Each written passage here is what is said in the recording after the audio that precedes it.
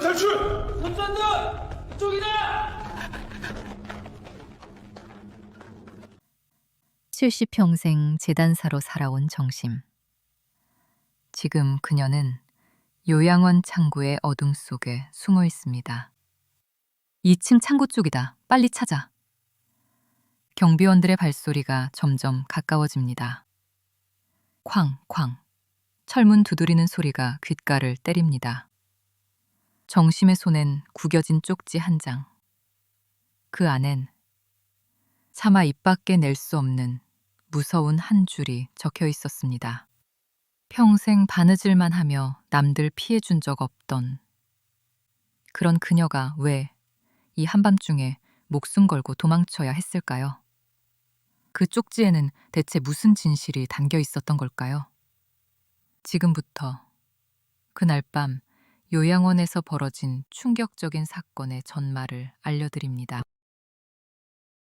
서울 변두리 신림동의 작은 수선실, 드르륵 드르륵 재봉틀 소리가 작은 가게를 가득 채웠습니다. 정심은 새벽마다 재봉틀에 앉았습니다. 실밥이 손끝에 닿는 촉감은 수십 년 익숙했지만 마음 한켠은 문득문득 이유 없이 허전했습니다. 재봉틀 소리가 작은 공간을 가득 채워도 5년 전의 일은 아들의 빈자리는 지워지지 않았습니다. 정심아, 국밥 먹으러 안 갈래? 시장에서 반찬 가게를 하는 옥자가 문을 열고 들어왔습니다. 옥자 뒤를 따라 정자도 들어왔습니다. 오늘은 내가 쏜다. 어제 손주가 용돈 줬어. 정자가 지갑을 흔들며 환하게 웃었습니다. 새 노인은 시장 골목의 신림동 삼총사였습니다. 김치 냄새와 된장 냄새가 골목을 가득 채우고 있었습니다. 정심이는 정말 대단해. 혼자서도 가게를 잘 꾸려가잖아. 옥자가 뜨거운 국밥을 후후 불면서 말했습니다. 정심은 웃었습니다. 일하는 게 제일 편해. 손 놓고 있으면 잡생각이 들잖아. 5년 전 가장 힘들었던 순간 그녀를 다시 세상으로 이끌어낸 건 매일 찾아와 밥을 먹인 이 두 친구였습니다. 한 달 동안 가게 문을 닫고 방에만 있었는데 옥자와 정자가 없었다면 정심은 일어서지 못했을 겁니다. 그래도 며느리가 잘 챙기니까 다행이야. 정자가 깍두기를 씹으며 말했습니다. 정자의 말처럼 아들이 떠난 후에도 며느리 은하는 한결같았습니다. 늘 단정하고 깔끔한 차림에 정심의 수선실은 물론 집안일까지 살뜰하게 신경 쓰는 착한 며느리였습니다. 그렇게 평온했던 2주가 흘렀습니다. 정심은 여느 때처럼 가게 문을 열고 있었는데 옥자가 헐레벌떡 뛰어왔습니다. 정심아, 정자가 옥자의 눈에 눈물이 고였습니다. 정심은 가위를 놓고 일어섰습니다. 정자가 죽었대. 어제 새벽에. 정심의 다리가 휘청거렸습니다. 의자를 붙잡고 겨우 앉았는데 숨이 제대로 쉬어지지 않았습니다. 얼마 전까지만 해도 국밥을 같이 먹던 친구가 세상을 떠났다니 믿기지 않았습니다. 요양원에 들어간 지 보름 만이래. 심장마비였대. 옥자가 손수건으로 눈물을 닦으며 말했습니다. 정심은 멍하니 천장을 바라봤습니다. 그렇게 건강하던 사람이 갑자기 떠나다니요. 그날 저녁 며느리 은하가 찾아왔습니다. 은하의 머리는 가지런히 다듬어져 있었고 눈매는 부드러웠습니다. 보는 이마다 참 마음씨 곱다 하고 말하곤 했습니다. 어머니 괜찮으세요? 정자 할머니 소식 들었어요. 은하가 정심의 손을 잡았습니다. 그 따뜻함이 위로가 되었습니다. 어머니도 건강검진 꼭 받으셔야 해요. 제가 내일 시간 낼게요. 같이 가요. 정심은 고개를 끄덕였습니다. 그래, 같이 가자. 그 말에 은하의 얼굴에 잔잔한 미소가 번졌습니다. 남원 대기실은 소독약 냄새로 가득했습니다.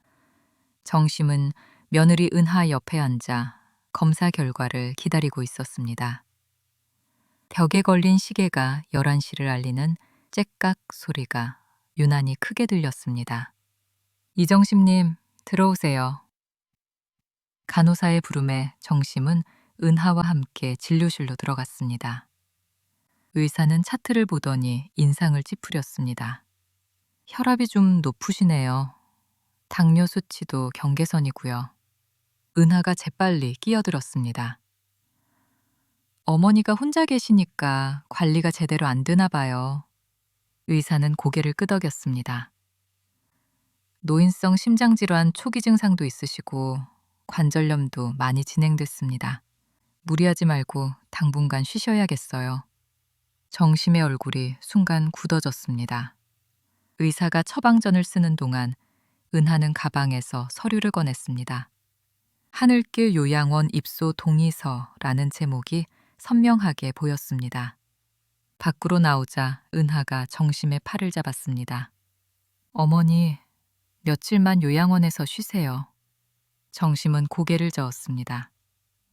난 아직 혼자서도 잘 지낼 수 있어. 어머니, 고정자 할머니처럼 갑자기 쓰러지시면 어떡해요. 다음 주가 민준이 생일인데 어머니가 아프시면 얘가 얼마나 슬퍼하겠어요. 10살 손주 민준이 이야기가 나오자 정심의 마음이 흔들렸습니다. 아들이 죽고 나서 손주가 버틸 수 있었던 또 하나의 이유였습니다. 은하가 다시 서류를 내밀었습니다. 일주일만 쉬다 오세요. 생일날 제가 모시러 갈게요. 민준이도 할머니 만나고 싶어 해요. 정심은 펜을 들고 잠시 멈췄습니다. 며칠만 쉬면 된다는 은하의 말이 귓가를 맴돌았습니다. 나도 이제 나이 들었으니 혹시라도 아프면 누군가에게 큰 민폐가 되겠지. 그 순간 국밥집에서 환하게 웃던 정자의 얼굴이 떠올랐습니다. 그 사람도 갑자기 몸이 안 좋아지자 이런 마음으로 요양원에 갔을까? 정심은 서명란에 이름을 적었습니다. 불안했지만 착하고 살뜰한 며느리를 믿기로 했습니다. 사흘 후 정심은 작은 가방을 들고 은하의 차에 올랐습니다. 관악산 쪽으로 올라가자 공기가 맑아지는 게 느껴졌습니다. 신림동에서 차로 15분 정도 올라가니 하늘길 요양원이 나타났습니다. 어머니, 여기에요. 공기 좋죠? 은하가 차에서 내리면서 웃었습니다. 하얀 건물이 햇빛을 받아 반짝이는 것이 마치 고급 펜션 같았습니다. 입구에는 장가재단이라는 로고가 크게 붙어 있었고 화단에는 국화꽃이 피어 있었습니다. 로비로 들어서자 따뜻한 공기가 감쌌고 창문으로 햇살이 쏟아져 들어왔습니다. 직원들이 밝게 인사했습니다. 어르신, 어서 오세요. 편히 쉬세요. 젊은 간호사 한 명이 다가와서 정심의 짐을 들어줬습니다. 20살쯤 되어 보이는 간호사였는데 이름표에 김지은이라고 적혀 있었습니다. 어르신, 제가 안내해 드릴게요. 3층 복도를 따라 걸으면서 정심은 다른 방들을 봤습니다. 어르신들이 텔레비전을 보거나 화투를 치고 있었습니다. 웃음소리도 들렸습니다. 생각보다 분위기가 밝았습니다. 어머니, 여기가 방이에요. 은하가 문을 열자 아담하고 깨끗한 공간이 나타났습니다. 창밖으로 관악산이 보였고 따뜻한 햇살이 방 안 가득 들어왔습니다. 창문이 남쪽이라 하루 종일 따뜻해요. 지은이 설명했습니다. 정심은 창가로 가서 밖을 내다봤는데 도시의 매연에서 벗어나니 숨쉬기가 훨씬 편했습니다. 일주일 뒤 민준이 생일날 모시러 올게요. 그때까지만 푹 쉬세요. 은하가 정심의 손을 잡았습니다. 며느리가 곁에 있어 정말 든든했습니다. 괜한 걱정을 했나 싶었습니다. 고마워 은하야. 정심이 웃자 은하도 환하게 미소를 지었습니다. 은하가 가고 난 뒤 정심은 침대에 앉아 방을 둘러봤습니다. 깨끗하고 따뜻했습니다. 저녁으로 나온 미역국도 맛있었고 반찬도 정갈했습니다. 그날 밤 정심은 오랜만에 편하게 잠들었습니다. 산에서 부는 바람 소리가 자장가처럼 들렸고 멀리서 들리는 풀벌레 소리가 정겨웠습니다. 신림동 수선집보다 훨씬 조용했습니다. 새벽 1시쯤 복도에서 규칙적인 구두 발소리가 들리더니 어느 방 앞에서 멈췄습니다. 문 여는 소리가 났지만 정심은 간호사가 순찰을 도는 것이라 생각하고 깊이 신경 쓰지 않았습니다. 다음 날 아침 짐을 들어주던 간호사 지은이 약을 가져왔습니다. 어르신, 잘 주무셨어요? 오랜만에 푹 잤어. 정심이 약을 받아 먹으면서 문득 물었습니다. 그런데 정자라는 할머니 알아? 혹시 여기 있었나 해서. 지은의 얼굴이 살짝 굳어졌다가 금세 밝게 웃었습니다. 잘 모르겠어요. 못 들어본 이름이에요. 그녀는 시선을 피하면서 대답했습니다. 정심은 이상했지만 더 묻지 않았습니다. 지은이 급하게 나가는 뒷모습을 보면서 정심은 그 눈빛이 왜 익숙한지 곰곰이 생각했지만 누군지 떠오르지 않았습니다. 요양원에서 이틀이 지났습니다. 여전히 따뜻하고 깨끗한 곳이었지만 뭔가 이상했습니다. 간호사들은 친절했지만 웃음이 억지처럼 보였고 눈빛이 텅 비어 있었습니다. 점심을 먹고 복도를 걷던 정심은 옆방 문이 열려 있는 걸 봤습니다. 할머니 한 분이 창가에 앉아서 밖을 보고 있었습니다. 안녕하세요. 저는 305호실 이정심입니다. 정심이 인사하자 할머니가 돌아봤습니다. 70대 중반쯤 되어 보였고 머리를 단정하게 빗어넘긴 모습이었습니다. 아, 반가워요. 나는 김복순이에요. 들어오세요. 정심이 방으로 들어가서 의자에 앉았습니다. 김복순이 물었습니다. 언제 오셨어요? 이틀 전에 왔어요. 아주머니는요? 나도 4일 전에 왔어요. 딸이 데려다 줬는데 일주일만 있으면 된대요. 정심이 고개를 끄덕였습니다. 자신과 비슷한 상황이었습니다. 복도를 지나가던 다른 할머니도 들어왔습니다. 저도 끼어도 될까요? 심심해서 돌아다니고 있었어요. 그럼요, 들어오세요. 저는 최금순이에요. 금순이 자리에 앉으면서 말했습니다. 여기 들어온 지 3일 됐어요. 아들이 출장 간다고 2주일만 있으래요. 세 사람은 서로를 보면서 웃었습니다. 모두 비슷한 이유로 왔고 모두 보름 동안이었습니다. 이상한 우연이었습니다. 그런데 여기 밥은 맛있는데 왜 이렇게 졸리죠? 영자가 하품을 하면서 말했습니다. 정심도 고개를 끄덕였습니다. 맞아요. 낮에도 자꾸 졸려요. 집에서는 안 그랬는데. 금순이 목소리를 낮췄습니다. 어젯밤에 이상한 소리 들었어요? 복도에서 발소리가 계속 났어요. 저도 들었어요. 새벽 2시쯤이었나? 정심이 대답했습니다. 복순도 고개를 끄덕였습니다. 문 열고 닫는 소리도 났어요. 누가 돌아다니는 것 같던데. 세 사람은 불안한 눈빛을 주고받았습니다. 그때 복도에서 발소리가 들렸습니다. 간호사가 지나가는 모양이었습니다. 그래도 여긴 시설이 좋잖아요. 따뜻하고 깨끗하고. 금순이 억지로 밝게 말했습니다. 나머지 두 사람도 고개를 끄덕였지만 마음은 편하지 않았습니다. 오후 4시쯤 정심은 자기 방으로 돌아와서 창밖을 봤습니다. 신림동이 저 아래 어딘가에 있을 텐데 왜 이렇게 멀게 느껴지는지 모르겠습니다. 저녁이 되자 한 간호사가 주사기를 들고 들어왔습니다. 어르신, 비타민 주사 맞으실 시간이에요. 정심이 팔을 내밀었습니다. 주사액은 투명했지만 비타민 향이 아니라 자극적인 화학 냄새가 났습니다. 바늘이 들어가자 차가운 약물이 혈관을 타고 퍼지는 것이 느껴졌습니다. 이거 정말 비타민 맞아? 정심이 물었지만 간호사는 대답 없이 나갔습니다. 주사를 맞자 몸이 납덩이처럼 무거워졌고 머리가 멍해졌습니다. 기계음이 일정하게 울렸습니다. 삐, 삐.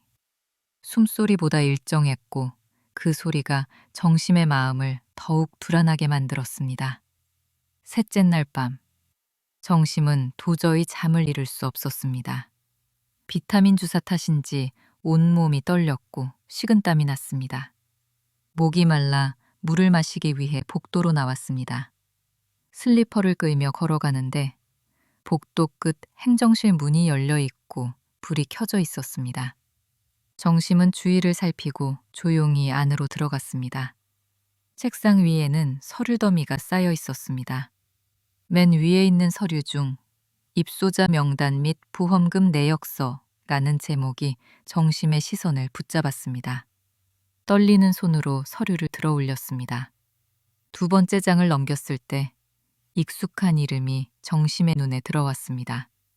구정자, 입소일 10월 5일, 퇴소일 10월 20일, 보험금은 8천만 원. 정심의 숨이 막혔습니다. 친구들이 이곳에 있었던 것이 맞았습니다. 하지만 왜 간호사 지은은 정자를 모른다고 했을까요? 더 충격적인 것은 태소자 도장에 찍혀 있음에도 정자는 죽었다는 사실이었습니다. 혼란스러웠습니다. 서류를 더 살펴보니 태소자들의 입소 기간이 모두 2주에서 한 달 남짓했습니다. 그때 누구세요? 뒤에서 굵은 목소리가 들렸습니다. 정심이 놀라 돌아보니 경비원이 손전등을 비추고 서 있었습니다. 키가 크고 어깨가 넓은 남자였습니다. 아, 저는 물 마시러 나왔다가 정심이 더듬거렸습니다. 경비원은 곧바로 무전기를 들며 말했습니다. 3층 행정실에 환자가 들어왔습니다. 바로 오세요. 곧 3명의 간호사들이 달려왔고 그 중에 간호사 지은도 있었습니다. 그녀의 얼굴은 창백했고 입술을 꽉 깨물고 있었습니다. 어르신, 왜 여기 계세요? 방으로 가셔야죠. 간호사 2명이 정심의 팔을 잡고 끌었습니다. 비타민 주사 때문인지 다리에 힘이 들어가지 않아 저항할 수 없었습니다. 방으로 돌아오자 간호사가 진정제가 담긴 주사기를 준비했습니다.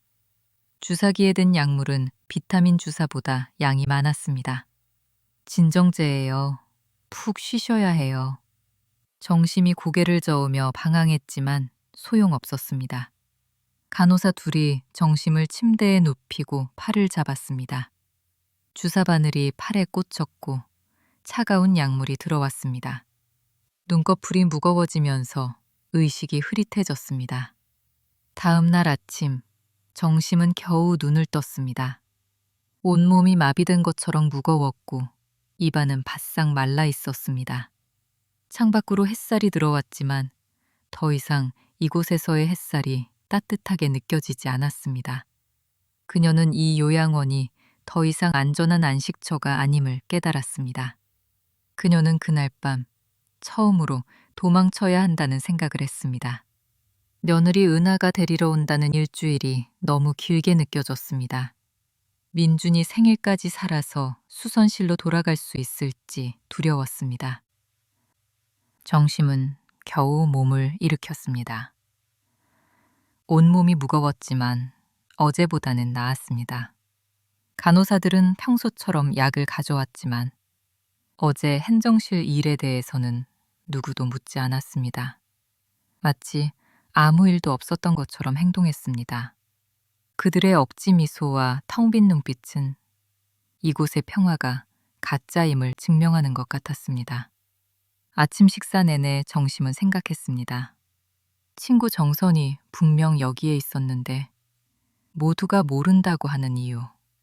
행정실 서류에 적힌 거액의 보험금. 의심은 이제 확신으로 변해가고 있었습니다. 이곳은 단순한 요양원이 아니었습니다. 복도를 걷다가 203호실을 지나쳤습니다. 침대에 누워있는 금순할머니의 숨소리가 어제보다 훨씬 가늘고 거칠었고 얼굴은 창백했습니다. 팔에는 링거가 꽂혀 있었습니다. 정심은 금순할머니의 모습에서 정선의 마지막 모습을 떠올렸습니다. 자신도 곧 저렇게 될지도 모른다는 섬뜩한 예감이 그녀의 심장을 조여왔습니다. 점심시간 입맛이 없던 정심은 식판을 들고 자리에서 일어서려던 참이었습니다. 그때 지은이 다가왔습니다. 제가 치울게요, 어르신. 지은이 식판을 받으면서 정심의 손에 재빨리 뭔가를 쥐어줬습니다. 정심은 놀랐지만 지은이 눈으로 조용히 하라는 신호를 보냈습니다. 그녀의 눈에는 죄책감과 두려움이 뒤섞인 눈물이 고여 있었습니다. 정심은 지은이가 준 접힌 종이 한 장과 종이 가장자리에 묻은 작은 핏자국을 보았습니다. 주변은 겉으로는 조용했지만 누군가 그녀를 지켜보고 있는 것 같은 소름 끼치는 느낌이 들었습니다. 곧바로 방으로 돌아온 정심은 화장실로 들어가 떨리는 손으로 종이를 펼쳤습니다. 이번엔 당신이에요. 도망가세요. 밤 11시 창고문으로 오세요. 단 4줄의 글씨가 정심의 심장을 격렬하게 뛰게 만들었습니다. 손끝이 차갑게 식어가고 머릿속은 하얘졌습니다. 지은이 이 쪽지를 왜 저에게 줬을까요? 그리고 이번엔 당신이라니. 그 전엔 누가 있었단 말인가요? 정심은 창문을 닫으며 복도를 내다봤습니다. 평소처럼 평온해 보였지만 그 평온이 오히려 더 무서웠습니다.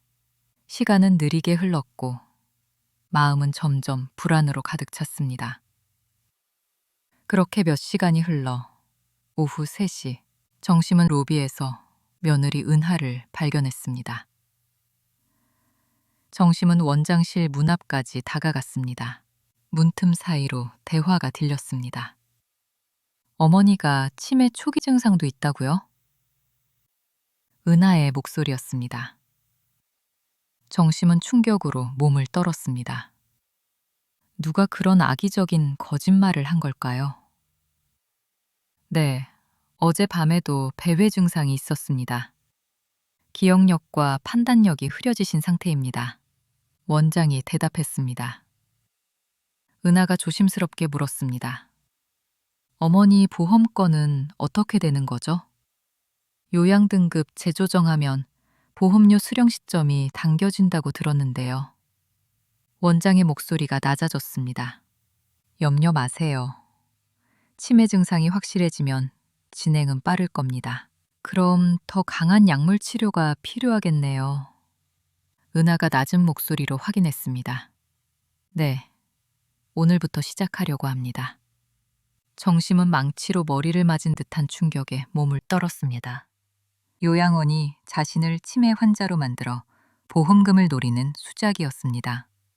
하지만 더 큰 충격은 선량했던 며느리 은하가 그 계획에 대해 자세히 논하고 있다는 사실이었습니다. 은하가 보험금 때문에 자신을 이곳에 보낸 것이었습니다. 정심은 숨이 멎는 것 같았습니다. 그녀는 뒤로 비틀거렸지만 차마 문을 열고 따질 수 없었습니다. 배신감과 두려움으로 온몸이 마비되는 것 같았습니다. 원장실 문이 열리고 은하와 원장이 나왔지만 정심은 그들을 피해 간신히 방으로 돌아왔습니다.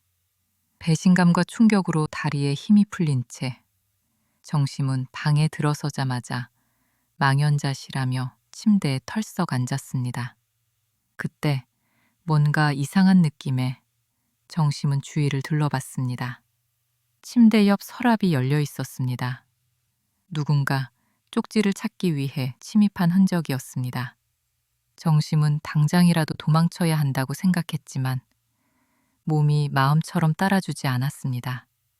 저녁이 되자 낯선 간호사 2명이 들어왔습니다. 손에는 평소와 다른 주사기가 들려 있었습니다. 오늘부터 약을 바꿨어요. 더 잘 듣는 거예요. 정심이 거부했지만 그들은 강제로 팔을 잡았습니다. 정심은 있는 힘껏 저항했습니다. 도와주세요. 누구 없어요. 소리를 질렀지만 아무도 오지 않았습니다. 주사 바늘이 팔을 향해 다가오는 순간 김지은 간호사가 급하게 들어왔습니다. 원장님이 급히 부르십니다. 보건소에서 감사 나왔대요. 간호사들이 당황해서 주사기를 내려놓고 서둘러 밖으로 나갔습니다. 지은이 테이블 위에 주사기를 집어들었습니다.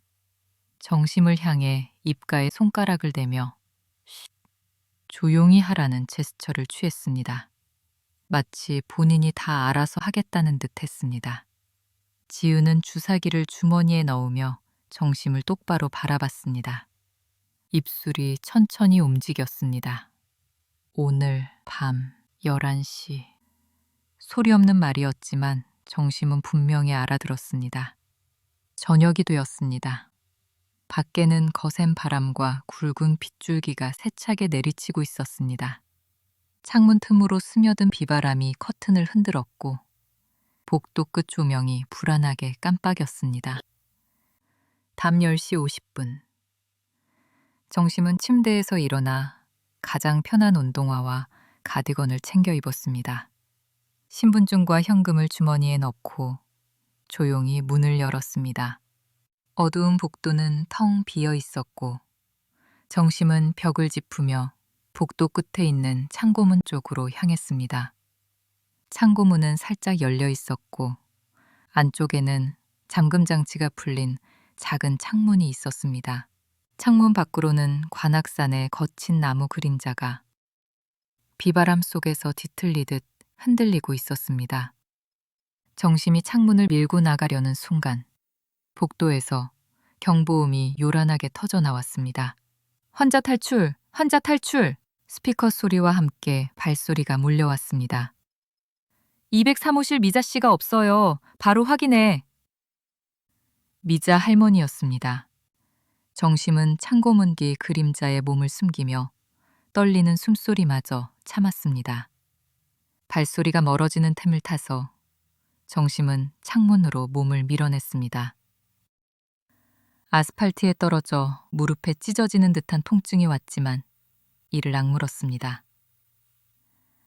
뒤에서는 손전등 불빛이 요양원 건물을 훑고 있었습니다. 정심은 철조망 쪽으로 달렸고 철조망을 붙잡고 올라가자 날카로운 철망이 손바닥을 베었습니다. 담을 넘어 도로에 떨어지자 온몸이 부서지는 것 같았지만 뒤에서 들리는 사나운 개 짖는 소리와 사이렌 소리에 정심은 산길을 따라 필사적으로 뛰었습니다. 숨이 턱까지 차올랐습니다. 너무 고통스러웠지만 멈추면 잡힐 것 같았습니다. 새벽 4시쯤 정심은 마침내 익숙한 신림동 시장에 도착했습니다. 다리에 힘이 풀려 시장 골목에 주저앉았습니다. 시멘트 바닥이 살얼음처럼 차가웠지만 더 이상 움직일 힘이 없었습니다. 정심아! 새벽 장사 준비를 하러 나온 친구 옥자였습니다. 어머, 이게 무슨 일이야? 왜 이렇게 다쳤어? 옥자가 정심을 부축하자 정심은 안도의 한숨을 쉬었습니다. 옥자야, 살았다. 정심이 중얼거리다가 그대로 쓰러졌습니다. 의식을 잃기 전 그녀가 마지막으로 본 것은 희미한 가로등 아래 걱정스러운 옥자의 얼굴이었습니다.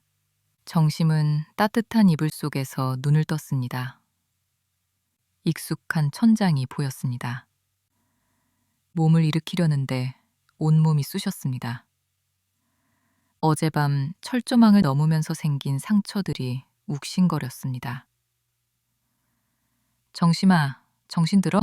옥자가 물 한 컵을 들고 들어왔습니다. 여기는 옥자의 반찬 가게 안쪽 작은 방이었습니다. 정심은 물을 받아 마시면서 주위를 둘러봤습니다. 내가 얼마나 잤어? 하루 종일 잤어. 어제 새벽에 쓰러진 거 기억나? 옥자가 리모컨을 들어 텔레비전을 켰습니다. 아침 뉴스가 나오고 있었습니다. 화면 하단에 신림동 치매 노인 실종 사건이라는 자막이 떴습니다. 화면이 바뀌자 은하가 나타났습니다. 눈가를 손수건으로 닦으면서 카메라를 보고 있었습니다. 어머니가 치매가 심해지셔서 요양원에 계셨는데 갑자기 사라지셨어요. 어머니, 보고 계시면 제발 연락 주세요. 은하의 눈에서 눈물이 흘렀습니다. 저 여자가 나를 요양원에 가뒀어. 정심이 떨리는 목소리로 말했습니다. 옥자가 정심의 손을 잡았습니다. 천천히 말해봐. 대체 무슨 일이야? 정심은 깊은 숨을 쉬고 이야기를 시작했습니다. 친구 정자가 죽은 일부터 시작해 은하가 요양원에 데려간 일, 서류에서 본 보험금 내역, 지은이 준 쪽지, 그리고 필사적으로 도망친 일까지 모두 털어놨습니다. 옥자의 얼굴이 점점 굳어졌습니다.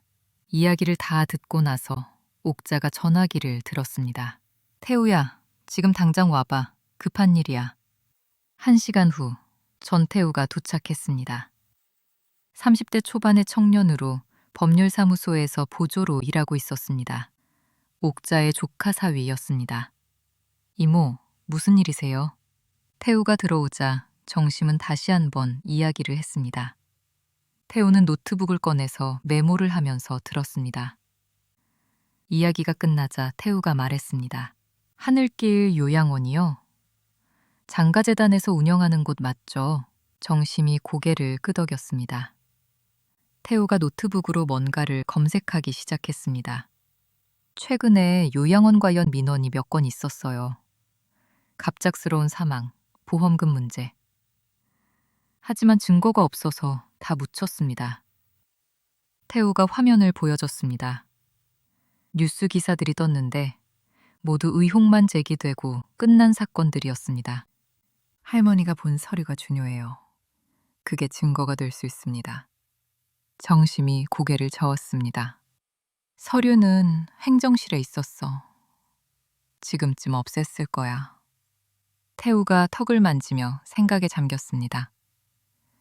그때 옥자가 끼어들었습니다. 그 김지은이라는 간호사, 왜 정심이를 도와준 거지? 정심도 그게 궁금했습니다. 김지은의 눈빛이 자꾸 떠올랐습니다. 뭔가 절박하고 무언가에 쫓기는 눈빛이었습니다. 모르겠어. 하지만 그 애가 없었으면 난 못 나왔을 거야. 그때 밖에서 발소리가 들렸습니다. 세 사람이 동시에 고개를 들었습니다. 문을 두드리는 소리가 났습니다. 옥자 언니, 나 순이야. 문 좀 열어봐. 시장 상인 순이였습니다. 옥자가 문을 열자 순이가 급하게 들어왔습니다. 아까 경찰이 왔었어. 정심이 찾는다고 사진 들고 다녔어. 정심이 몸을 떨었습니다. 벌써 찾아다니고 있었습니다. 태우가 낮은 목소리로 말했습니다. 일단 할머니는 여기 계시면 안 돼요. 다른 곳으로 옮겨야 합니다. 옥자가 고개를 저었습니다. 어디로 가? 정심이 상태 봐. 아직 움직이기도 힘들어. 정심이 일어서려 했지만 다리에 힘이 들어가지 않았습니다. 어제 너무 무리했던 탓이었습니다. 순이가 주위를 살피며 낮게 말했습니다. 우리 창고 쓸래? 거긴 가게 뒤쪽이라 밖에선 안 보여. 아무도 모를 거야. 옥자가 재빨리 고개를 끄덕였습니다. 순이와 함께 정심을 부축해 창고로 옮겼습니다.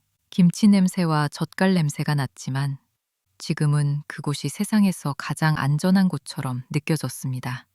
태우가 노트북을 다시 열었습니다. 화면을 보며 인상을 찌푸렸습니다. 이상한 게 있어요. 하늘길 요양원 후원처가 장가재단인데 이게 재단 수입원을 보니까 태우가 화면을 돌려 보여주었습니다. 복잡한 숫자들이 빼곡히 나열되어 있었습니다. 보험사 자금이 이쪽으로 흘러요. 대한생명보험에서 장가재단으로, 그리고 다시 요양원으로. 화면에는 비공식 후원금 항목이 줄줄이 표시되어 있었습니다. 송금 내역이 끝없이 이어졌습니다. 이게 뭐야? 옥자가 믿기지 않는 듯 물었습니다. 태우가 답했습니다. 보험 리베이트예요. 보험사가 재단을 거쳐 요양원으로 돈을 보내는 거죠. 리베이트? 네. 사람 죽을 때마다 돈이 돌아가는 구조예요. 정심이 주먹을 꽉 쥐었습니다. 정자의 얼굴이 떠올랐습니다. 그 돈이 사람 목숨값이었네. 태우가 고개를 끄덕였습니다. 맞아요. 요양원에서 노인이 죽으면 보험금이 나오고 그 일부가 재단으로 흘러갑니다. 옥자다 고개를 젓습니다. 세상에 이런 일이. 태우가 다시 검색창에 손을 올렸습니다. 잠시 후 장가재단 이사장 장민수의 정보가 화면에 떴습니다. 사진을 보자 정심이 낮게 말했습니다. 이 사람 봤어. 요양원에 왔었어. 원장이랑 뭐라고 이야기했는데 못 들었어. 태우가 빠르게 메모했습니다. 이어 다른 파일을 열었습니다. 보험사 쪽도 수상해요. 대한생명보험 고문 김태준이라는 사람. 장민수와 대학 동기네요. 옥자가 놀라서 물었습니다. 그럼 결국 한패라는 거야? 태우가 단호히 말했습니다. 네, 서로 연결돼 있어요. 그는 모니터를 가리켰습니다. 이들은 짜고 치는 고스톱이에요. 요양원에서 노인들을 죽이고 보험금을 타내고 그 돈을 나눠 갖는. 정심이 몸을 떨었습니다. 정자도 그렇게 죽은 것이었습니다. 그리고 자신도 그렇게 될 뻔했습니다. 밤이 깊어갔습니다. 작은 전등 하나가 깜빡거렸습니다. 세 사람은 테이블에 둘러앉아 조용히 자료를 정리했습니다. 프린터가 낮게 윙 소리를 내며 문서를 뱉어냈습니다. 태우가 출력물을 들며 말했습니다. 이 자료들을 정리해서 검찰에 고발할 수 있어요. 하지만 그의 표정이 굳어졌습니다. 옥자가 물었습니다. 하지만 뭐, 직접적인 증거가 부족해요. 정황만으로는 힘들어요. 정심이 입술을 깨물었습니다. 분명히 봤는데 증명할 방법이 없었습니다. 그때 태우가 고개를 들었습니다. 그 김지은 간호사를 찾아야 해요. 내부 제보자가 필요합니다. 정심이 고개를 끄덕였습니다. 그 애가 뭔가 알고 있을 거야. 쪽지를 준 것도 그 앤데. 옥자가 불안하게 물었습니다. 우리 셋이서 가능할까? 상대는 거대한 조직인데. 태우가 단호히 말했습니다. 증거만 잡으면 세상이 움직입니다. 언론에 제보하고 시민단체와 연대하고 방법은 있어요. 노트북을 덮은 태우가 말했습니다. 아직 확실한 증거가 부족해요. 새벽에 다시 들어가야 합니다. 옥자는 단호하게 고개를 저었습니다. 지금 다시 들어가면 위험해. 저쪽도 우리가 움직이는 걸 알고 있을 수도 있어. 잠시 정적이 흘렀습니다. 정심은 손을 꽉 쥐었습니다. 위험해도 가야 해. 이대로 멈추면 그 사람들은 그냥 사라져버려. 죽은 친구와 그 간호사. 그들이 말하지 못한 걸 내가 말할 거야. 태우가 정심을 바라보다가 고개를 끄덕였습니다. 좋아요. 내일 새벽 12시. 그때 들어가죠. 다음 날 아침 태우가 서류 공투를 들고 다시 왔습니다.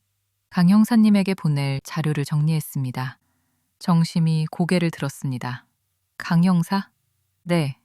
수소문해봤는데 강 형사라는 사람이 이 사건을 오래전부터 의심해 왔다더라고요.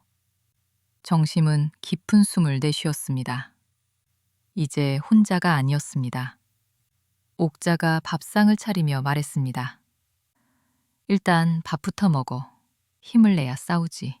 된장찌개 냄새가 창고 안을 가득 채웠습니다. 정심은 따뜻한 밥을 한술 떴습니다. 그제야 살아있다는 게 실감났습니다. 밤 12시. 정심과 옥자, 태우는 요양원 뒤편 산길에 도착했습니다. 달빛이 구름에 가려져 있어서 주위는 캄캄했습니다. 태우가 손전등을 켜며 속삭였습니다.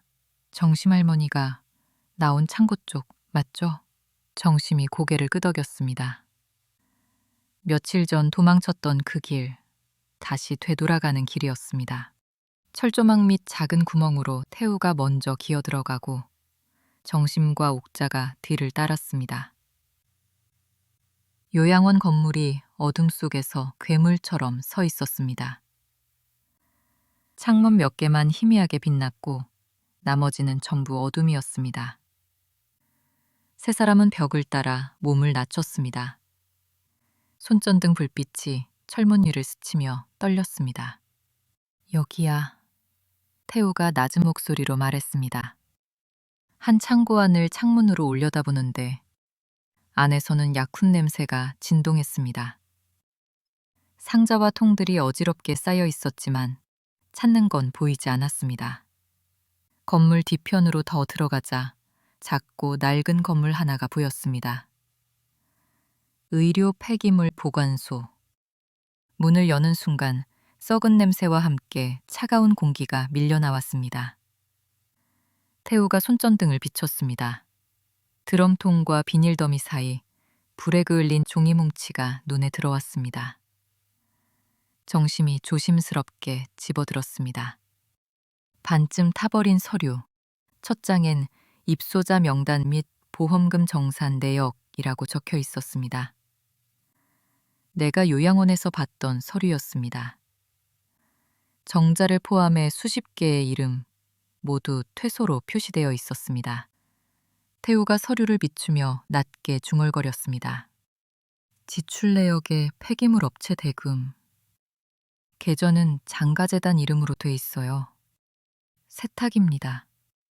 그의 말투는 차분했지만 얼굴은 굳어 있었습니다. 그때 갑자기 창문 너머에서 불빛이 번쩍였습니다. CCTV가 돌아가고 있었습니다. 태우가 손전등을 끄며 속삭였습니다. 이쪽으로, 그림자 밑으로 붙어요. 그들은 단장 뒤를 따라 몸을 숨겼습니다. 멀리서 누군가의 발소리가 다가왔습니다. 경비원이었습니다. 세 사람은 숨을 죽였습니다. 발소리가 점점 가까워지다 멈췄습니다. 정심은 벽에 등을 붙인 채 손에 쥔 서류가 땀에 젖어가는 걸 느꼈습니다. 그때 경비원이 무전기를 들었습니다. 뒤편 카메라 일시 정지됐다고? 뭐야, 시스템 또 먹통이야? 그는 욕설을 내뱉으며 반대편으로 걸어갔습니다.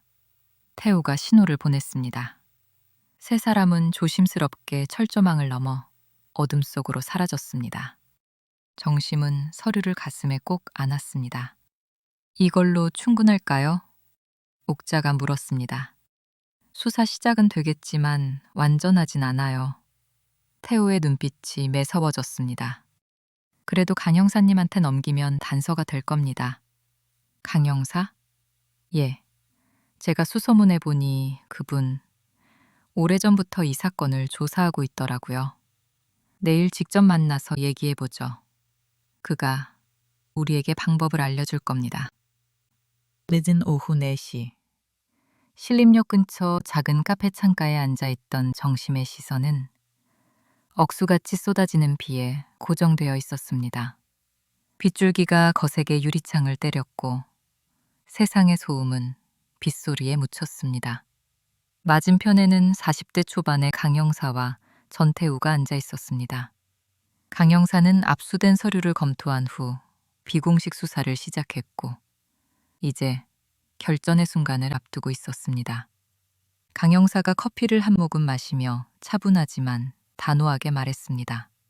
서류는 경찰에 넘어갔습니다. 비공식 수사를 시작했는데 노인들을 요양원에 넘긴 브로커를 잡아야 합니다. 태우가 물었습니다. 브로커요? 네. 아마 며느리 최은하 씨가 그 역할을 했을 겁니다. 하지만 현행범으로 잡을 증거가 부족해요. 강 형사는 정심을 곧바로 바라봤습니다. 정심은 그 시선이 무엇을 의미하는지 알았습니다. 가슴이 철렁 내려앉았지만 뒤로 물러설 수 없었습니다. 현장에서 잡는 게 가장 좋습니다. 할머니가 미끼가 되어주셔야 해요. 정심의 손이 떨렸습니다. 5년 동안 며느리라고 불렀던 이를 직접 대면해 증거를 잡아야 한다니 무서웠습니다. 강 형사가 설명하는 동안 정심은 주위를 둘러봤습니다. 평범한 손님처럼 보이는 형사들이 카페 곳곳에 이미 배치되어 있었습니다. 이제 혼자가 아니라는 사실에 힘을 얻은 정심은 심호흡을 하고 떨리는 손으로 휴대폰을 들었습니다. 화면에 은하의 이름이 떴습니다. 번호를 누르자마자 심장이 신호음보다 더 빠르게 뛰었습니다. 어머니, 대체 어디 계셨어요? 한참 찾았어요. 놀라움과 안도가 뒤섞인 은하의 목소리가 터져 나왔습니다. 세상에서 가장 다정한 며느리의 연기였습니다. 정심은 속으로 되뇌었습니다. 아들이 죽고 나서 유일한 위안이라 여겼던 그 목소리. 그동안 얼마나 믿었던가. 나야, 신림역 앞 그린카페야. 혼자 와. 정심은 짧게 대답했습니다. 네, 당장 갈게요. 거기서 기다리세요. 절대 움직이지 마세요. 30분이면 돼요. 전화를 끊자 정심의 손이 축 늘어졌습니다. 떨림을 멈추려 주먹을 꽉 쥐었습니다. 간 형사가 무전기를 들었습니다. 팀은 인근 도로에 대기 중이다. 밖은 어둠처럼 짙은 비가 쏟아졌습니다. 창문이 덜컥이며 흔들렸고 번개가 번쩍였습니다. 정심은 물컵을 쥐었습니다. 차가운 물의 감촉이 손끝을 시리게 했습니다. 그녀의 머릿속에는 요양원 담을 넘던 공포가 생생하게 되살아났습니다. 철조망에 찢어진 손바닥, 짙은 피비린내, 그리고 친구 정자의 웃음소리. 그녀를 도왔던 간호사 김지은의 절박한 눈빛도 떠올랐습니다. 혹시 그 아이도 나처럼 갇혀 있는 건 아닐까? 시계를 봤습니다. 오후 4시 20분. 태우가 조심스레 물었습니다. 할머니, 괜찮으세요? 정심은 짧게 고개를 끄덕였습니다. 창밖의 거센 비를 바라보며 스스로에게 속삭였습니다. 이젠 끝을 봐야 해. 손끝의 떨림이 멈췄습니다. 보험 리베이트와 살인의 피해자였던 여자가 그날 처음으로 사냥꾼이 되었습니다. 은하가 도착하는 30분. 이 짧은 시간이 모든 것을 결정할 것입니다. 카페 문이 열렸습니다. 차가운 바람과 함께 은하가 들어왔습니다. 젖은 코트를 털며 주위를 둘러보던 은하가 정심을 보자 얼굴에 안도의 빛이 번졌습니다. 어머니, 은하가 빠르게 다가왔습니다. 정심 앞에 앉아 손을 잡으려 했지만 정심은 살짝 피했습니다. 어머니, 어디 계셨던 거예요? 얼마나 찾았는지 몰라요. 괜찮으시죠? 은하의 눈가가 붉었습니다. 울음인지 연기인지 구분할 수 없었습니다. 어머니, 추우시죠? 따뜻한 거 드셔야 해요. 제가 커피 주문하고 올게요. 은하가 자리에서 일어나 카운터로 향했습니다. 정심은 그 뒷모습을 바라봤습니다. 그 목소리가 그리웠지만 동시에 두려웠습니다. 아들이 세상을 떠난 뒤 은하는 매일 정심 곁을 지켰습니다. 죽을 끓이고 생일엔 미역국을 끓여왔습니다. 그 따뜻한 손길을 어떻게 의심할 수 있었을까요? 은하가 커피 2잔을 들고 돌아왔습니다. 어머니가 좋아하시는 캐러멜 마키아토예요. 따뜻할 때 드세요. 정심은 떨리는 손으로 잔을 들었습니다. 믿고 싶었습니다. 이 모든 게 오해이길. 그러나 커피 향 속에서 익숙한 냄새가 섞여 있었습니다. 캐러멜의 달콤함 사이로 스며든 양 냄새. 요양원에서 매일 맡았던 그 주사 냄새였습니다. 정심의 눈에 눈물이 맺혔습니다.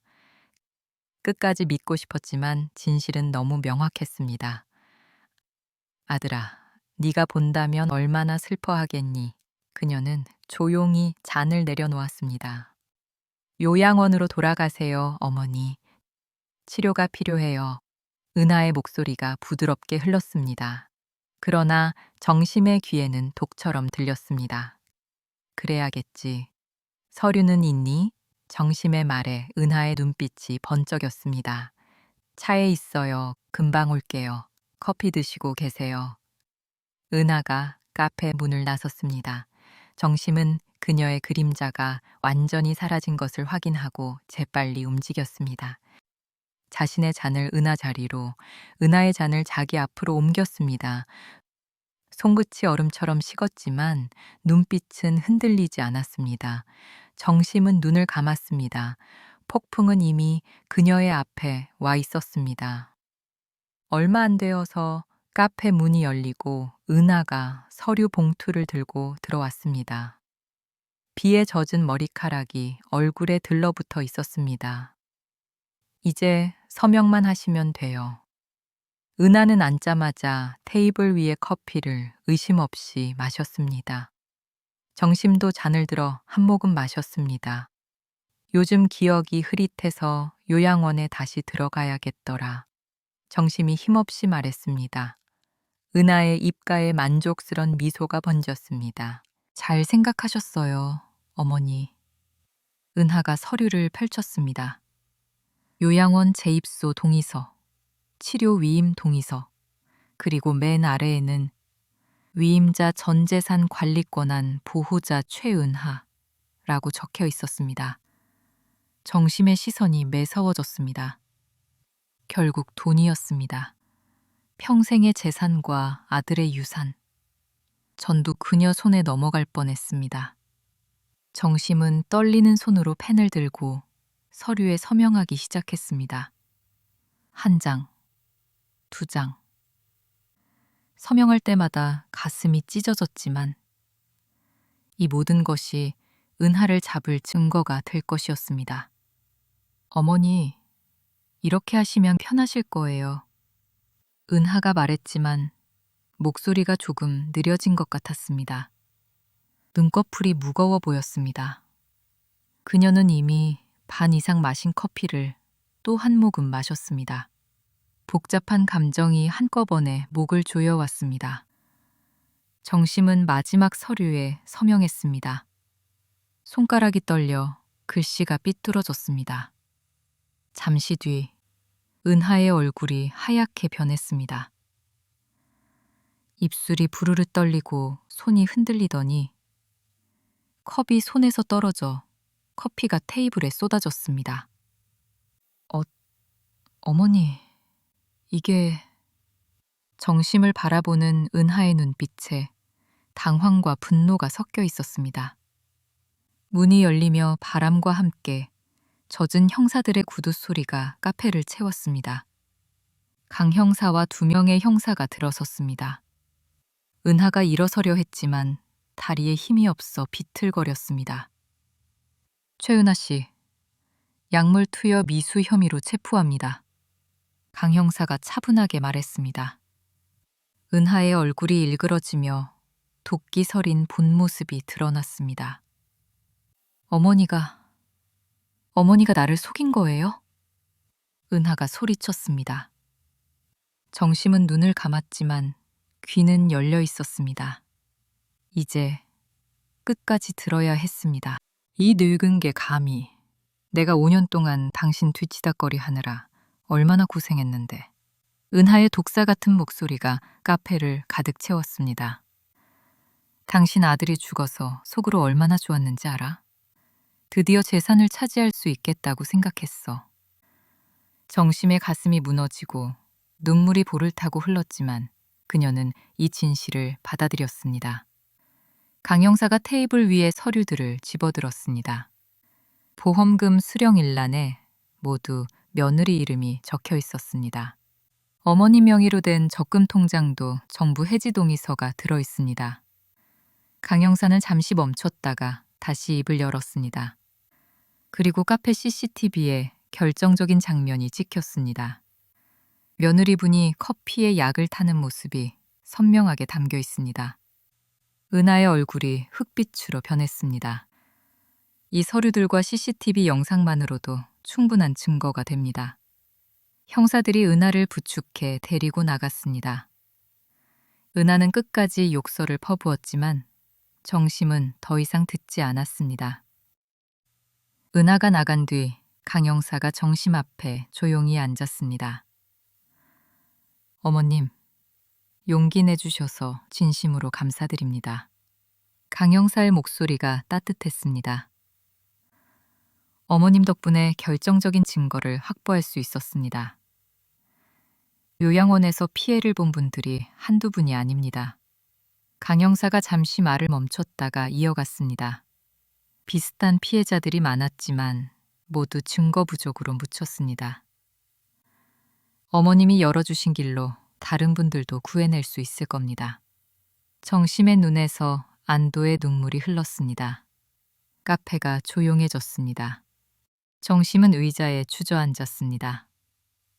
이제 모든 게 드러났다. 창밖을 봤습니다. 비가 멈추고 있었습니다. 구름 사이로 햇빛이 비치기 시작했습니다. 길고 긴 악몽이 끝났습니다. 그녀는 속삭였습니다. 정자야, 이제 끝났어. 비공식 수사였던 사건이 정심의 결정적인 증거와 함께 정식 접수되자 경찰은 대규모 합동수사본부를 꾸렸습니다. 기자회견장은 플래시 세례로 하얗게 물들었습니다. 수사본부장의 첫마디에 기자들이 술렁였습니다. 커피잔에서 강력한 수면제 성분이 검출됐습니다. 며느리 최은하가 정심에게 줄 커피에 약을 타는 장면이 선명하게 찍혀 있었습니다. 환자들에게 투여된 이른바 비타민 주사는 사실 강력한 수면 유도제였습니다. 검사 결과 치명적인 약물이 검출됐습니다.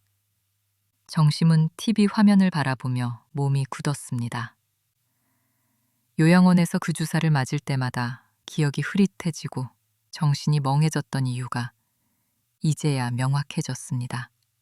그것은 비타민이 아니라 사람의 의식을 마비시키는 독약이었습니다. 옆에 앉은 옥자가 정심의 손을 꼭 잡았습니다. 정심은 아무 말도 하지 못했습니다. 수사본부장의 목소리가 다시 들려왔습니다. 이 모든 범행은 개인의 일탈이 아니라 조직적으로 이루어졌습니다. 화면에는 요양원 직원들과 보호자들의 얼굴이 차례로 떴습니다. 최은하 외에도 여러 보호자가 같은 수법으로 적발됐습니다. 이들은 요양원 측으로부터 보호자 교육을 받았고 그 교육에서는 재산을 빼돌리는 방법이 매뉴얼로 제공됐습니다. 태우가 분노하며 낮게 중얼거렸습니다. 이게 사람이 할 짓입니까? 화면이 바뀌며 자막이 떴습니다. 하늘길 요양원, 재벌재단과 보험사 유착 의혹. 앵커의 목소리가 이어졌습니다. 요양원은 환자 한 명당 보험을 가입시키고 그 대가로 거액의 수수료를 받았습니다. 그 돈은 장가재단의 비공식 후원금으로 흘러들어갔습니다. 화면에는 범죄를 가담한 이들이 고개를 숙이고 있었습니다. 이제 세상이 그들의 이름을 알겠지요? 옥자가 정심의 어깨를 다독였습니다. 너 덕이야. 너가 용기 내지 않았으면 이 사람들 계속 피해자 만들었을 거야. TV 화면에는 피해자 가족들의 얼굴이 이어졌습니다. 정심은 그 모습을 지켜보다가 천천히 리모컨을 내려놓았습니다. 회의실 안. 장민수는 카메라 앞에서 외쳤습니다. 우린 봉사단체입니다. 죄가 없습니다. 그러나 스크린에는 카페 CCTV 영상이 재생됐습니다. 은하가 약을 타는 장면, 그리고 장민수의 목소리가 흘러나왔습니다. 서류만 받아오면 돼. 늙은 사람은 금방 잊어버리니까. 순간 기자들의 탄식이 터졌습니다. 재단의 가면이 완전히 무너졌습니다. 며칠 뒤 강 형사가 정심의 집을 찾았습니다. 그의 손에는 서류 봉투가 들려 있었습니다. 어머님, 드릴 말씀이 있습니다. 정심은 차를 내오며 자리에 앉았습니다. 강 영사가 천천히 입을 열었습니다. 김지은 씨 기억하시죠? 그분이 마지막까지 남아있던 명단을 넘겨줬습니다. 그 덕분에 수사가 훨씬 빨라졌어요. 요양원과 재단, 보험사까지 동시에 체포할 수 있었습니다. 정심은 놀란 듯 고개를 들었습니다. 강 영사가 조용히 말을 이었습니다. 김지은 씨는 고정선 할머니의 손녀였습니다. 진실을 밝히기 위해 직접 요양원에 잠입했다고 합니다. 정심의 손이 멈췄습니다. 그 눈빛이 그래서 낯익었던 거구나. 며칠 후 병원 장례식장 앞 정심과 김지은은 마주섰습니다. 네 눈, 정선이 눈이구나. 김지은이 눈물을 닦으며 고개를 숙였습니다. 할머니가 어머님 얘기 많이 하셨어요. 제일 친한 친구라고요. 정심은 김지은의 손을 꼭 잡았습니다. 고마워. 내 덕분에 정선이의 억울함을 풀었어. 두 사람은 함께 절을 올렸습니다. 사진 속 정선은 환하게 웃고 있었습니다. 정심은 국화를 올리며 속삭였습니다. 정선아, 이제 다 밝혔어. 편히 쉬어. 두 사람의 눈물이 한 세대를 넘어 흘렀습니다. 그날 밤 장가재단 회장 장민수가 체포되었습니다. 술 기운에 비틀거리던 그는 경찰차에 오르며 중얼거렸습니다. 내가 봉사했는데 형사가 짧게 대답했습니다. 봉사가 아니라 사기였습니다. 경찰차 사이렌이 밤거리를 가르며 멀어졌습니다. 법정 안 정심은 숨을 삼켰습니다. 이 순간을 얼마나 긴 밤과 위험을 감수하며 기다려왔던가. 판사가 판결문을 읽어 내려갔습니다. 목소리는 단호하고 무거웠습니다.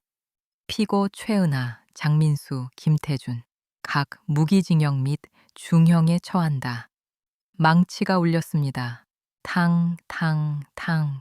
그 소리가 길고 긴 싸움의 마침표처럼 법정을 가득 울렸습니다. 방청석 여기저기서 억눌렸던 울음이 터져 나왔습니다. 누군가는 조용히 눈물을 훔치며 박수를 쳤습니다. 증거대 위에는 커피잔 하나가 놓여 있었습니다. 정심은 그 잔을 바라봤습니다. 따뜻한 커피 한 잔이 너의 모든 것을 무너뜨렸구나. 플래시 불빛이 번쩍였습니다. 은하는 고개를 숙인 채 형사들에게 끌려나갔습니다. 하얗게 질린 얼굴, 그녀는 단 한 번도 정심을 보지 않았습니다. 정심 또한 며느리를 보지 않았습니다. 볼 수가 없었습니다. 그때 방청석 뒤편에서 김지은과 눈이 마주쳤습니다. 지은이 조용히 고개를 숙여 인사했습니다. 정심의 눈에서 뜨거운 눈물이 흘렀지만 입계는 환한 미소가 번졌습니다. 김지은도 눈물을 흘리며 미소 지었습니다. 두 여인은 침묵 속에서 서로에게 감사를 전했습니다. 끝났습니다. 정말 끝났습니다. 정심이 법정을 나설 때 민준이가 달려와 그녀의 치마를 붙잡았습니다. 할머니! 정심은 아이를 품이 터져라 꼭 껴안았습니다. 작고 따뜻한 몸이 품 안을 파고들자 가슴이 찢어졌습니다. 하지만 그녀는 울지 않았습니다. 이 아이 앞에서는 강해야 했습니다. 민준아, 엄마는 당분간 못 와. 아주 오래 걸릴 거야. 왜요? 아이는 순진하게 올려다봤습니다. 엄마가 잘못을 했거든. 그래서 벌을 받아야 해. 민준이는 이해하지 못했지만 아직 어려서 다행이었습니다. 괜찮아. 할머니가 옆에 있잖아. 정심은 아이의 손을 꼭 잡았습니다. 그녀는 더 이상 비탄에 잠긴 피해자가 아니었습니다. 이제는 누군가의 단단한 보호자였습니다. 다음 날 아침, 정심은 일주일 만에 수선집 문을 열었습니다. 문을 여니 오래된 기름 냄새와 봄 햇살이 뒤섞여 들어왔습니다. 재봉틀 위에는 먼지가 희끗하게 내려앉아 있었습니다. 정심은 걸레로 조심스레 닦아냈습니다. 오랜 세월을 함께한 동반자, 이 재봉틀처럼 그녀의 삶도 멈추지 않고 흘러야 했습니다. 의자에 앉아 페달을 밟았습니다. 덜커덕, 덜커덕, 익숙한 소리가 귓가를 때렸습니다. 정심은 실을 꿰어 천 위를 꿰맸습니다. 살아야지. 그래도 살아야지. 눈물이 똑 떨어져 천 위에 작은 얼룩을 남겼습니다. 민준이를 키워야 하니까. 정심은 눈물을 닦고 다시 바늘을 움직였습니다. 창밖으로 따스한 봄 햇살이 깊숙이 들어왔습니다. 삶도 천처럼 찢어지지만 다시 꼬매면 이어진다는 걸 정심은 오늘 또 배웠습니다. 덜커덕 덜커덕 재봉틀 소리가 작은 골목길을 울렸습니다. 70평생 재단사로 살아온 정심은 오늘도 바느질을 이어갔습니다. 상처 입은 천을 꿰매듯 부서진 마음을 꼬매듯 한 땀 한 땀. 오늘 이야기 끝까지 함께해 주셔서 감사합니다. 당신의 하루에 작은 위로가 되었길 바랍니다. 구독과 좋아요로 따뜻한 응원 남겨주세요.